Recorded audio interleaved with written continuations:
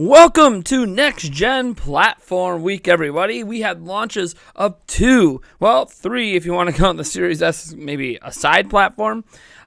Different systems launching this week in the video game sphere, with the Xbox Series S and X arriving tomorrow. And then on Thursday, we have the PlayStation 5. Obviously, we know which one of these devices is the most anticipated. Of course, would be the Series S. No, I literally couldn't say that with a straight face. It's PlayStation 5, of course. It has the best launch lineup. It has the most impressive UI changes. I know some people aren't really into those UI changes. You know, there's personal preferences and all that. But it is definitely a very feature-rich UI. The hint system, all that jazz, kind of taking a cue from what Nintendo did back on the Wii U, but just doing it better, in my opinion. And yeah, the DualSense controller, everything about the PlayStation 5 kind of feels new, including the really bold look of a PlayStation 5.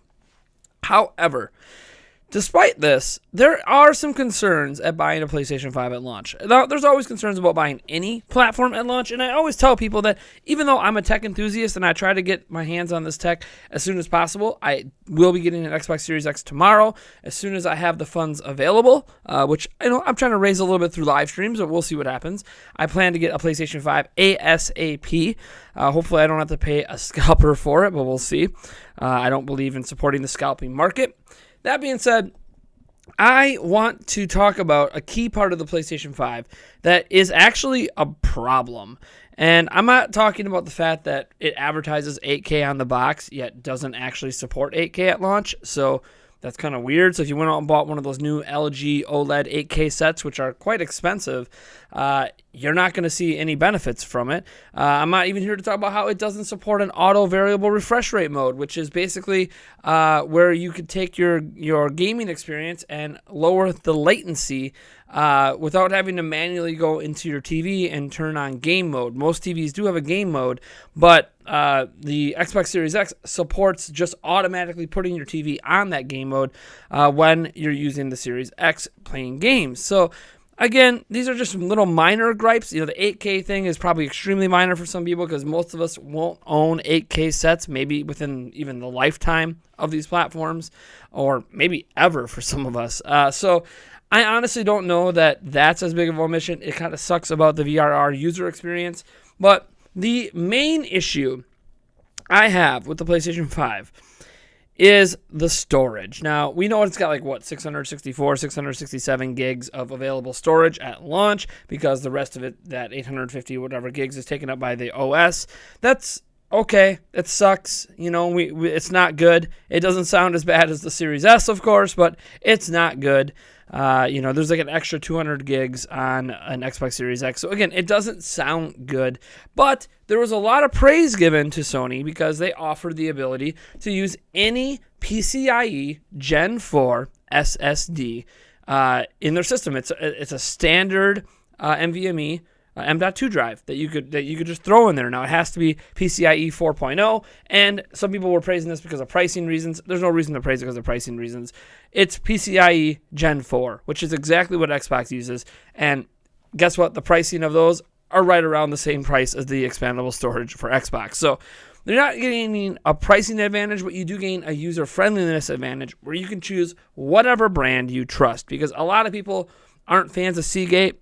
Seagate has been known to have issues with their SSDs over the years. Now, I doubt there's going to be an issue specifically with the 1 terabyte one that Xbox is using because they won't partner with them if they were not confident that it would be a part that's going to last. But it is what it is. Xbox said there's going to be more partners later, so there'll be other options later. And Sony supposedly has those options out the gate. Or so we thought. So two big things are working against the PlayStation 5 at launch. It doesn't support the internal SSD expansion slots at launch. So even though the slot is there and you can go ahead and plug an SSD, an NVMe M.2 PCIe 4.0, what a mouthful, drive into it, the system will not recognize it and you cannot use it. So you cannot expand the storage internally on PlayStation 5 at launch. It is coming in an update later. They just said later, not even later this year, later. So I'm guessing that it won't be available till sometime in 2021. This, to me, obviously is a sign that the platform is rushed and not ready, because this is something you included but you're not supporting, and having expansions of storage at launch is a pretty big deal on a platform that could get filled up with 3 games. Yes, 3 games can fill up the PlayStation 5 internal storage. If you get Miles Morales, you get Demon's Souls, and then you happen to buy Call of Duty, you're done. Your storage is gone. You have no room for any more games. And that's assuming you can even get all 3 of those games installed with the updates. So, yeah, that's a problem. And you can't expand the storage at launch, or probably the rest of 2020. You're going to find a lot of people running into storage issues literally this week.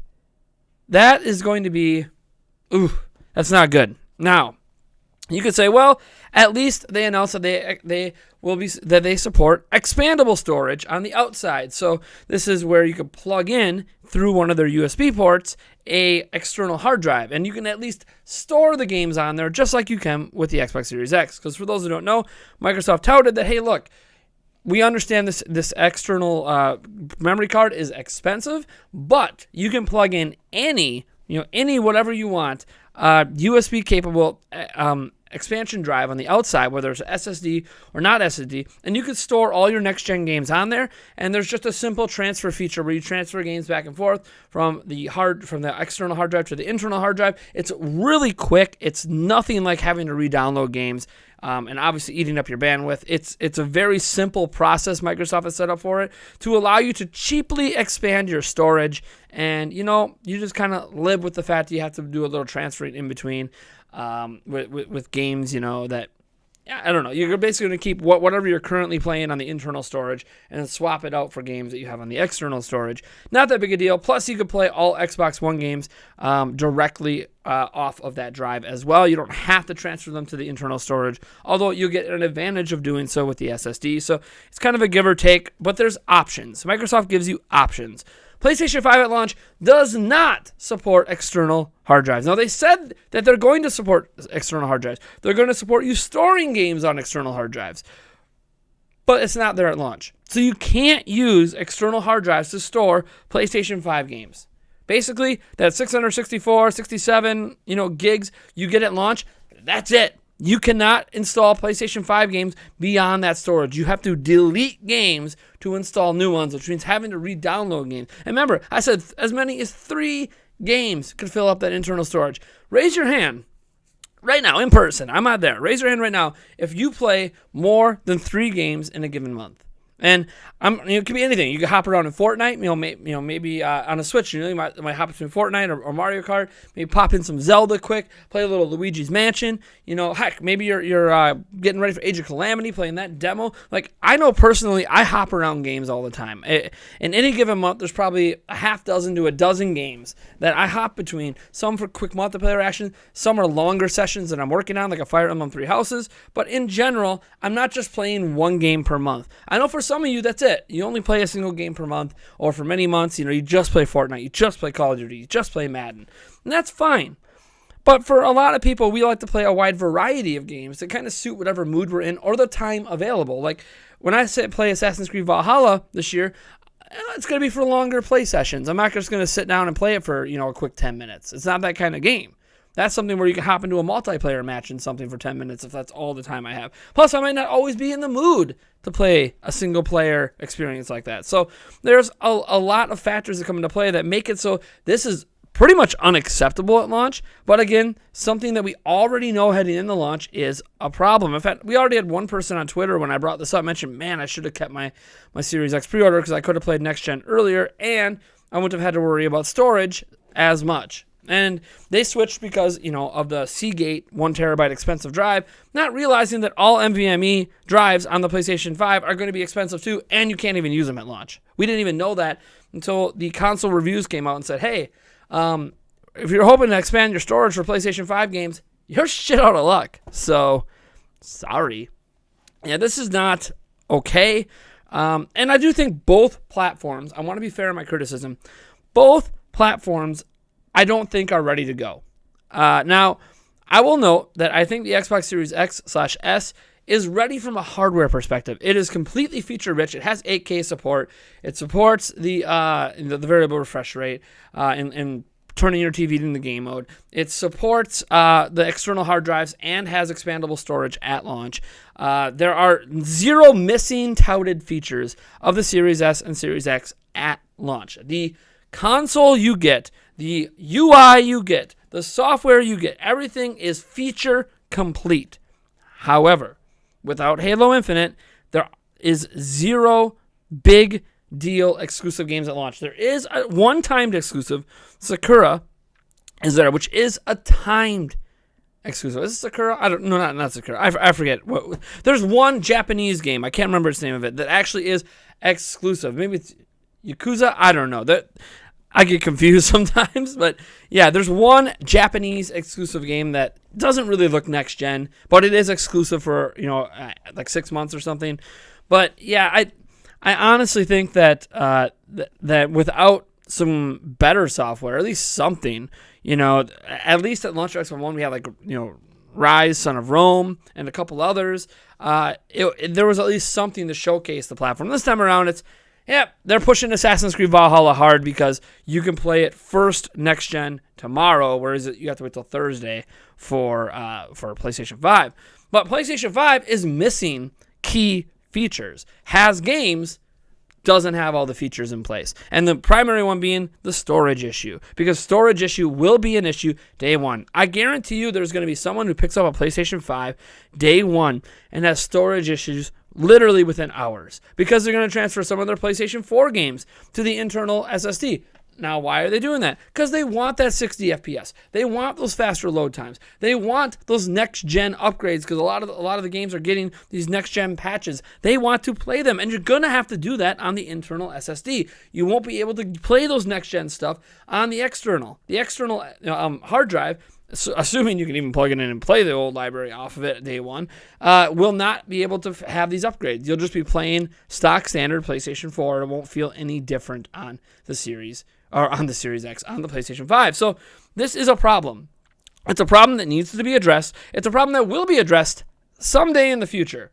If you ever wonder why Sony's been very coy about their platform, not giving reviewers as much time with it, not really deep diving as much into it as people wish they would, this is part of the reason why. The system is not technically ready to go. It will be feature complete eventually. It will allow you to have all the storage you want eventually. But at launch,